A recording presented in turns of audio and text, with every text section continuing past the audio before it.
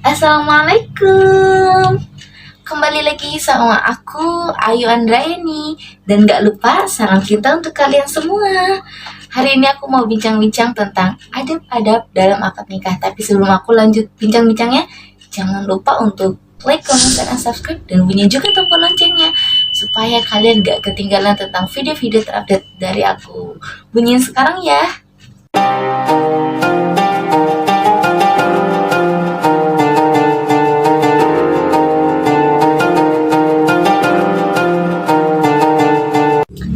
Oke teman-teman, seperti yang udah aku bilang tadi, bahwasanya hari ini aku mau bincang-bincang tentang adab-adab dalam pernikahan.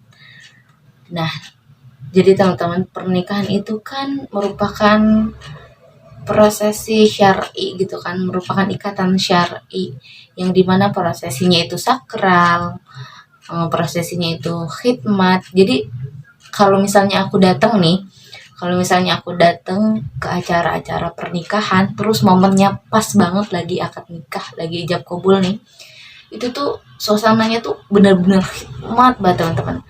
Kayak tersentuh gitu kan, kayak sedih, terharu. Sedihnya itu sedih bahagia gitu teman-teman. Ya karena dimana pasangan suami istri itu saling mengikat janji gitu loh teman-teman. Dan yang paling luar biasanya lagi nih, kalimat sederhana yang diucapkan ketika ijab kabul itu memiliki makna yang luar biasa. Jadi ketika kita mengucapkan ijab kabul nih, itu bisa merubah segala macam hukum yang ada pada kedua belah pihak, baik dari pihak perempuan maupun pihak laki-laki nih teman-teman. Apa? Contohnya itu contoh yang paling sederhana. Segala sesuatu yang haram sebelum melakukan proses ijab kabul itu menjadi halal ketika ijab kabul sudah terucap gitu. Jadi pada saat sebelum terucapnya ijab kabul gitu, kalau kita mau deket-deket sama lawan jenis gitu kan, itu takut. Kayak kemana-mana sendiri itu takut karena gak ada yang nemenin, belum punya mahram gitu kan. Ketika sudah terucapnya ijab kabul, ucapan kata-kata yang sangat indah gitu kan, sebuah janji gitu, apapun yang kita lakukan dengan pasangan kita itu malah pahala gitu loh teman-teman. Pegangan terus pahala gitu kan, saling lihat-lihatan terus pahala. Pokoknya semua yang dilakukan setelah ijab kabul terucap itu semua menjadi pahala. Luar biasa banget kan teman-teman. Sampai-sampai nih Allah Subhanahu wa taala aja nyebut ikatan ini tuh ikatan yang kuat banget. Tuh, Allah aja udah nyebut ikatan ini tuh ikatan kuat banget kan. Masa kita manusia nggak bisa ngehargain sih proses yang indah ini gitu kan. Ikatan yang kuat ini gitu. Allah Subhanahu wa taala berfirman teman-teman, mereka para wanita itu telah mengambil perjanjian yang kuat dari kalian. Jadi ketika ijab kabul itu sudah ada perjanjian yang kuat antara kedua belah pihak, baik dari laki-laki maupun dari perempuan gitu loh teman-teman. Jadi dengan akad nikah, maka pasangan tersebut nih teman-teman telah mengikat sebuah perjanjian seia sekata dalam apa? Dalam ikatan rumah tangga gitu loh teman-teman. Jadi harus bisa menerima segala sesuatu yang ada dalam diri pasangannya gitu loh. Misalnya suami melengkapi kekurangan istri, istri melengkapi kekurangan suami gitu teman-teman. Maka dari itu nih, buat kalian yang sudah berhasil melangsungkan prosesi ijab kabul atau akad nikah, kalian jangan pernah sia-siakan, jangan pernah kalian rusak dengan kalian tidak bertanggung jawab atas ikatan tersebut gitu loh.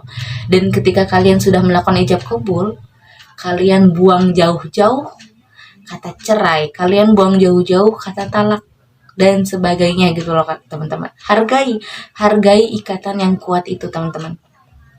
Nah, di sini supaya prosesi akad nikah kalian semakin berkah, semakin sakral, semakin indah, semakin hikmat, ada beberapa adab yang perlu kalian perhatikan. Apa aja?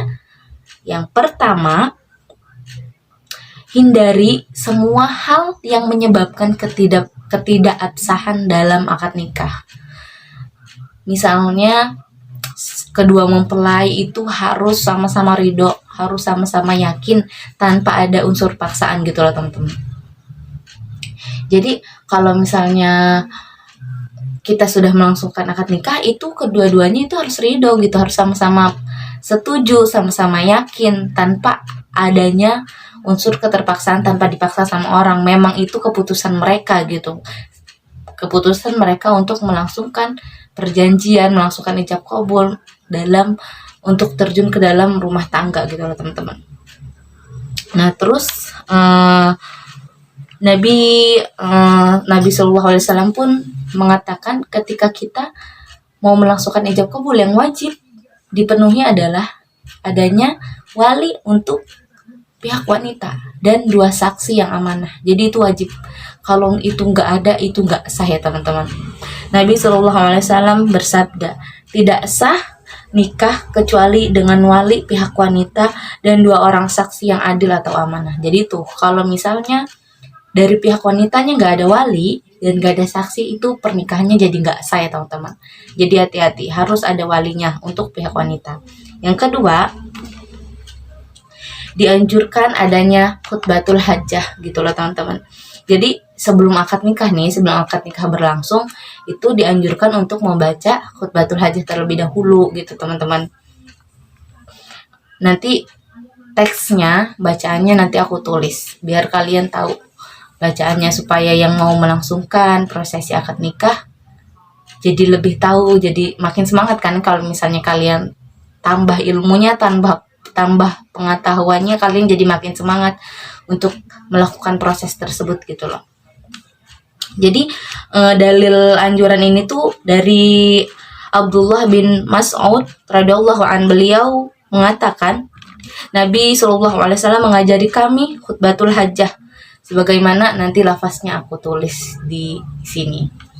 Jadi itu dianjurkan. Jadi sebelum akad nikah itu dianjurkan untuk membaca khutbatul hajjah terlebih dahulu. Walaupun kebanyakan biasanya itu dilakukannya itu pada saat setelah akad, tapi dianjurkannya lebih baiknya itu sebelum akad gitu teman-teman. Jadi membaca khutbatul hajjah itu sebelum akad dianjurkannya ya. Yang ketiga, belum ketinggalan. Salah satu perawi hadis yaitu Syu'bah bertanya kepada gurunya yaitu Abu Ishaq, apakah ini khutbatul hajjah tadi, apakah khutbatul hajjah itu hanya boleh dibacakan pada saat akad nikah atau boleh pada acara-acara lain? Lalu gurunya menjawab, khutbatul hajjah itu boleh dibacakan pada acara-acara penting lainnya. Jadi bukan cuma akad nikah ya teman-teman. Jadi boleh dibacakan pada acara-acara penting lainnya gitu teman-teman ya. Nah terus yang ketiga, tidak dianjurkan, jadi untuk yang mau melakukan ijab kabul itu tidak dianjurkan untuk membaca syahadat, tidak dianjurkan untuk beristighfar, tidak dianjurkan untuk membaca Al-Fatihah baru memulai akad nikah. Karena apa? Karena semua itu, syahadat, istighfar, Al-Fatihah, itu sudah tercakup pada khutbatul hajjah tadi. Jadi sudah terangkum semua, sudah masuk ke dalam khutbatul hajjah tadi. Makanya dianjurkan khutbatul hajjah itu dibacakan sebelum akad gitu teman-teman. Nah yang keempat, hendaknya pengantin wanita tidak ada dalam tempat akad nikah tersebut. Maksudnya tuh biasanya kan kalau pada masyarakat pada umumnya itu kalau lagi mau akad nikah, pengantin wanitanya itu duduk di sebelah pengantin laki-lakinya, terus dipakaikan hijab di atas kepalanya gitu kan. Padahal dianjurkannya adab yang baiknya, alangkah baiknya itu enggak. Jadi alangkah baiknya pengantin wanitanya itu ada di lokasi tersebut tapi menunggu di balik tabir gitu loh teman-teman. Karena kenapa? Karena kan biasanya kalau akad nikah itu kan biasanya banyak dihadiri oleh para laki-laki yang bukan mahramnya si pengantin wanita tersebut kan. Jadi untuk menjaga sesuatu yang kurang baik, alangkah baiknya si pengantin wanita itu ada di lokasi tersebut tapi menunggu di balik tabir sampai ijab kabul terucapkan gitu loh teman-teman. Allah Subhanahu wa taala mengajarkan, apabila kamu meminta sesuatu keperluan kepada mereka wanita yang bukan mahram, maka mintalah dari belakang tabir. Cara yang demikian itu lebih baik bagi hatimu dan hati mereka. Jadi itu lebih aman teman-teman. Menjaga si wanitanya dan menjaga si para tamu laki-lakinya gitu. Jadi alangkah baiknya pengantin wanitanya itu jangan duduk di sebelah pengantin pria tapi menunggu di balik tabir dulu ya teman-teman. Yang kelima, tidak ada lafaz khusus untuk ijab kabul nih teman-teman. Jadi dalam pengucapan ijab kabul itu tidak disyaratkan menggunakan kalimat tertentu. Jadi nggak ada syarat untuk membacakan ijab kabul dengan kalimat-kalimat khusus gitu loh. Tetapi semua kalimat yang dikenal di masyarakat sebagai kalimat ijab kabul itu pada akad nikah nih, maka status nikahnya itu sah. Jadi kan banyak ya pada saat akad nikah itu melafazkan ijab kabulnya itu berbeda-beda. Ada yang menggunakan bahasa Arab, mungkin ada yang saya terima dengan menjawab dengan saya terima aja, mungkin pokoknya banyak, dan itu disahkan. Jadi status nikahnya sah karena tidak ada kalimat khusus yang ditentukan pada kalimat ijab kabul gitu. Jadi apapun yang memiliki arti menyerahkan dan menerima atau menikahkan dan menerima itu sah pernikahannya gitu teman-teman. Yang keenam, hindari bermesraan setelah akad nikah. Nah ini itu banyak banget terjadi di kalangan masyarakat ketika sudah melakukan ijab kabul, ketika telah melakukan akad nikah, mereka langsung berani untuk bermesraan, entah mungkin saling kecup atau apalah sebagainya ya. Itu hindari dulu, karena maksudnya kenapa dianjurkan untuk menghindari itu, karena banyak tamu di situ, entah tamu laki-laki atau tamu perempuan yang harus kita jaga pandangannya gitu. Karena kan nggak semua yang datang itu sudah menikah, ada yang belum menikah gitu kan. Jadi dan kita nggak tahu tingkat mereka bisa menahan syahwat itu sampai mana, kan kita nggak tahu. Jadi alangkah baiknya untuk menghindari hal-hal yang tidak baik. Kita juga untuk menjaga pandangan mereka, menghargai mereka yang datang, menghargai tamu-tamu yang datang. Alangkah baiknya tidak bermesraan terlebih dahulu setelah akad nikah. Karena teman-teman, bermesraan untuk pasangan suami istri itu sudah pasti akan dilakukan, tapi pada tempatnya sendiri gitu, sudah ada tempatnya. Jadi jangan khawatir kalian gak bisa bermesra-mesraan setelah menikah. Apapun yang kalian lakukan itu halal dan berpahala. Jadi jangan terburu-buru gitu, apalagi di tempat umum. Hargai setiap tamu yang datang gitu kan teman-teman. Hargai setiap pandangan orang-orang gitu teman-teman. Yang ketujuh, dianjurkan untuk menyebutkan mahar ketika akad nikah gitu teman-teman. Tujuannya adalah menghindari perselisihan, menghindari kesalahpahaman, menghindari pertengkaran. Walaupun banyak ulama yang mengatakan tanpa menyebutkan mahar pun maka nikahnya pun sah gitu, status nikahnya pun sah. Tetapi kenapa dianjurkan untuk menyebutkan mahar? Itu tujuannya untuk menghindari kesalahpahaman antara kedua belah pihak keluarga. Jadi tidak ada lagi pertanyaan, tidak ada lagi keraguan. Jadi sudah jelas gitu loh. Pada saat akad nikah kedua belah pihak keluarga mendengar dan tidak ada lagi yang ditutup-tutupi. Tidak mungkin menghindari kebohongan atau apapun. Intinya menghindari perselisihan atau kesalahpahaman antara kedua belah pihak keluarga gitu ya teman-teman.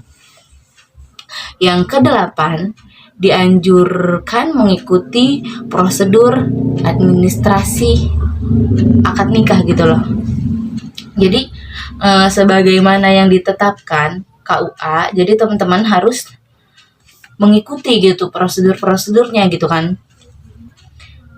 Mungkin di setiap KUA wilayah yang berbeda gitu kan, wilayah di setiap KUA di wilayah yang berbeda kan punya peraturannya masing-masing gitu kan. Jadi alangkah baiknya nih teman-teman yang mau melakukan prosesi pernikahan, alangkah baiknya ikuti peraturan yang ada, karena supaya apa? Supaya lebih mudah, supaya tidak berbelit-belit, karena pernikahan yang mudah itu lebih baik di pandangan agama gitu kan.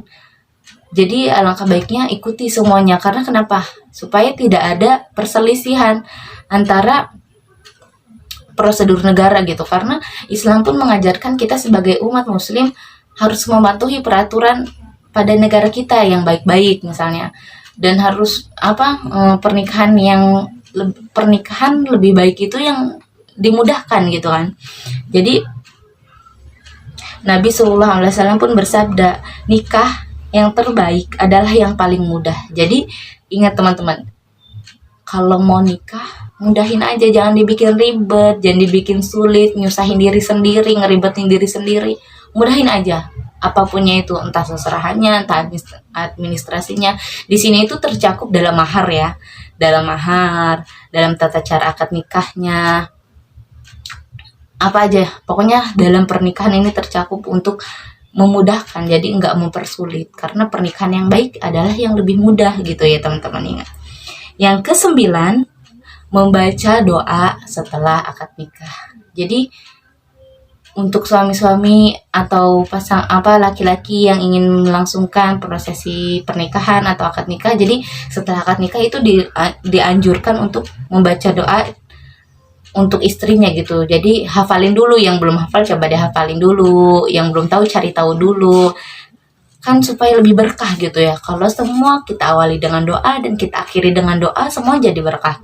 Dan untuk semua para tamu yang datang pada prosesi pernikahan, itu dianjurkan untuk memberikan doa kepada pengantin, baik laki-laki maupun perempuan. Jadi untuk kalian yang menghadiri pernikahan teman-teman, mungkin saudara atau siapapun, alangkah baiknya kalian memberikan doa kepada pengantin, bukan malah sibuk ngomentarin menu makanannya, misalnya ngomentarin pakaiannya, ngomentarin make upnya, ngomentarin dekorasinya. Pokoknya jangan sibuk sama itu semua. Yang kalian perlu lakukan adalah mendoakan pasangan pengantin tersebut dengan doa yang baik-baik, mungkin supaya keluarganya sakinah mawaddah warahmah, segera diberikan keturunan yang soleh dan solehah ya kan.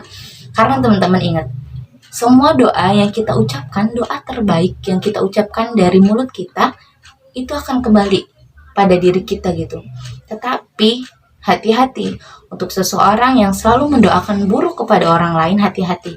Doa buruk itu bisa jadi balik ke diri kalian sendiri. Jadi jangan pernah doain yang gak baik untuk orang lain ya teman-teman. Selalu ucapkan kata-kata baik, karena apapun yang kita ucapkan itu bisa menjadi doa gitu teman-teman. Oke, segitu aja pembahasan kita kali ini. Kurang lebihnya itu dari aku. Kalau misalnya mungkin ada yang mau nambahin atau penjelasan dari aku ada yang kurang, silahkan kalian tambahin di kolom komentar. Aku bakal baca. Kalau aku doain juga supaya siapa yang mau melangsungkan prosesi pernikahan, prosesi akad nikah diberi kelancaran oleh Allah Subhanahu wa taala, diberi keberkahan gitu kan. Lancar semuanya, mudah semuanya. Mohon maaf kalau misalnya ada salah kata dalam setiap kata-kata yang aku ucapin, mungkin kurang jelas, mohon maaf. Semua kesalahan datangnya dari aku, karena kesempurnaan hanyalah milik Allah semata ya teman-teman. Dan selalu ingat teman-teman, aku selalu ngingetin sama kalian semua, ingat semua berawal dari hal terkecil untuk bisa menjadi besar. Jadi semangat terus buat yang lagi menggapai cita-citanya, semangat terus, jangan pernah kalian menyerah, jangan pernah apalagi putus asa. Karena Allah itu selalu melihat usaha kita gitu. Jadi gak akan ada usaha yang sia-sia selagi kita selalu berusaha, selalu berdoa. Jadi jangan pernah menyerah gitu ya teman-teman. Untuk berikutnya, teman-teman silahkan komen di kolom komentar. Mau kita bincang-bincang tentang apa lagi? Nanti aku akan bahas, kalau misalnya aku mampu, aku akan bahas. Kalau enggak, Mungkin aku belajar dulu untuk bahasnya. Dan terima kasih. Jangan lupa juga teman-teman untuk selalu like, comment, share, and subscribe, dan bunyiin juga tombol loncengnya supaya aku semakin semangat untuk buat video-video yang lainnya yang seru-seru dan juga bermanfaat pastinya. Terima kasih. Salam cinta untuk kalian semua. Wassalamualaikum warahmatullahi wabarakatuh.